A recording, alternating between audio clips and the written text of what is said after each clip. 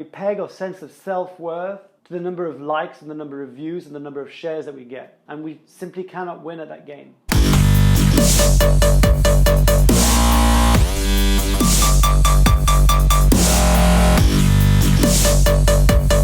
Hi and welcome back to the show. Today I want to talk to you about two things. The first thing is the gift of perseverance, and the second, which might sound contradictory, is knowing when to stop something that isn't serving you. Firstly, the gift of perseverance, because sometimes just when we're about to quit, that very thing that we really want might just be around the corner. And it's really difficult to know when that's going to happen. For the past few weeks, I've been releasing regularly videos on YouTube and podcasts on iTunes. And although I've really enjoyed the process and it's been a ton of fun, it's also been a lot of work. Each episode, may it be a video or a podcast, takes a lot of time and a lot of energy. You see, I'm still a newbie at this whole world of creating daily vlogs and podcasts. It still takes me a considerable amount of time to produce each episode. In fact, between the fact that I come up with the idea, that I record it, that I edit it, that I upload it and publish it, each video takes me roughly 3 hours. Now that's a lot of time if you're also trying to build a business on the side, i.e. get clients. And if you watched yesterday's video where I talked about focus on what's important, well, you know what I mean when I talk about the difference between doing something that matters and wasting your time. If you haven't seen it, go and check it out after this video. Here's what I'm reminded of today. Anything that's worth chasing in life is going to be difficult and may take some time. That's just a fact. It doesn't matter if it's getting in shape, going off on an adventure, starting your business, learning a new language. It's going to be particularly tough at the beginning, especially when you're in the conscious incompetence phase of the learning curve. My video CV has now reached over 100,000 views on YouTube, and yet my daily videos are averaging between 20 to 40 views. So it can feel a little disheartening at times. Now last night was one of those moments where I was ready to throw in the towel. I didn't know if what I was doing was helping anyone. And when you create a lot of content, it can feel a little lonely. It can feel like you're basically shouting in this empty, dark hole. But this morning, I was reminding of something truly special. That sometimes when you least expect it, something happens just to remind you that you're on the right path. Consistency breeds momentum. I woke up this morning and received an email from a friend who's on my private email list telling me that he wanted to hire me to help him grow his coaching business. And I was so excited because I know just how much of a good coach he is and how much I can help him get going in the first steps to growing his business. He even wants to pay up front for my coaching package. That's exactly the kind of client I want to work with. Someone who's totally committed and someone who's ready to take radical action towards making their business dream a reality. Now in his email, he also mentioned that he'd been watching my videos and reading my blog posts, and he could do with some of my enthusiasm in his business too. Just when I thought I was wasting my time, turns out I was wrong.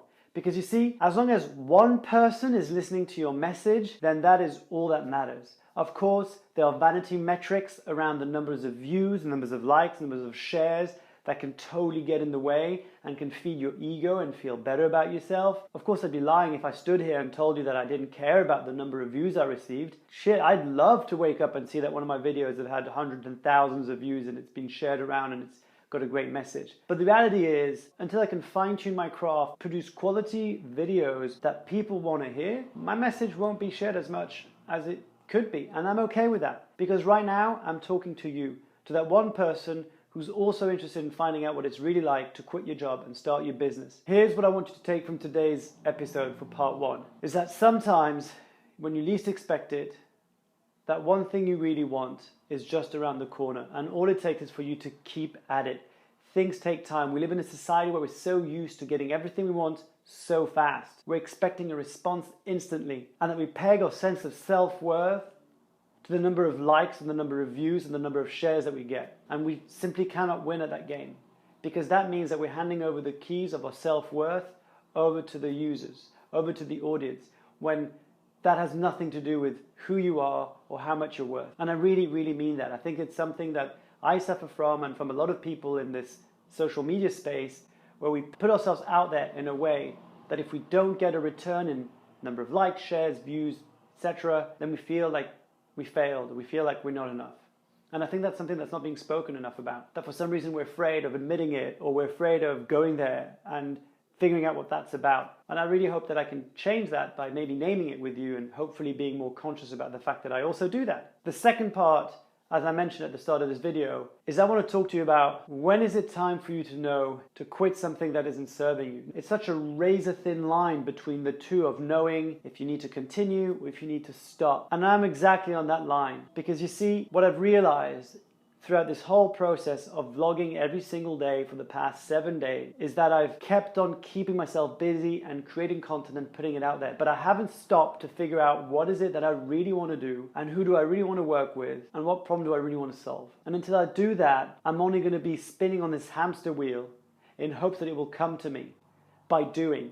When in fact I know very well that these kind of answers do not come from doing. They come from actually stopping and really getting clear about what is it that brings a fire in my belly. And I can't do that if I continuously do every day. One thing that I'm proud of is that I'm not afraid to open up about my feelings and to share to my community, especially on my private email list, of what's really going on for me, because I somehow make it okay that what I'm going through is what a lot of the people are going through, and I just talk about it and I open up about it in a way that may be very uncomfortable for some people. I know it is. And it turns out that I got an email from Gina who basically told me that when she read my email, she was on the way to one of her business meetings and she started crying in the middle of the bus because I reminded her of how quick we are to just fall into the doing trap and not actually stopping for a minute to take a breath. So tonight, when I got a phone call from my parents who told me that they were worried about me because I was sharing my journey with you, with the rest of the world, and I was explaining to them that what I was doing was actually to open up the curtains behind the scenes of what happens every single day to people who start their own businesses